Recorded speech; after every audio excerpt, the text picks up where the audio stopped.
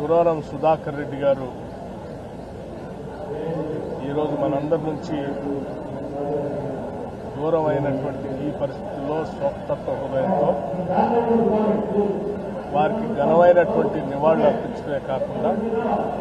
వారి ఆత్మకి శాంతి చేకూరాలని భగవంతుని ప్రార్థిస్తూ ఉంటాము.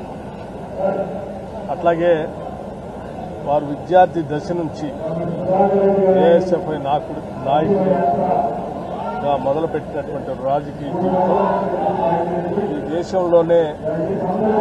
సిపిఐ పార్టీకి కార్యదర్శిగా 2 సార్లు పనిచేసే స్థాయికి ఎదగడం అంటే ఎంతో నిబద్ధత, ఎంతో క్రమశిక్షణ, ఎంతో పట్టుదల, వారు నమ్మిన సిద్ధాంతానికి చివరి వరకు కట్టుబడి పనిచేయటం వలనే అది సాధ్యమైంది తప్ప అది మామూలు విషయం కాదు. తెలంగాణ ఒక మారుమూల గ్రామంలో వ్యవసాయ కుటుంబంలో పుట్టినటువంటి సురవరం సుధాకర్ రెడ్డి గారు చిన్ననాటి నుంచే ప్రజల పక్షాన నిలబడి ప్రజల పౌర హక్కుల గురించి, వారి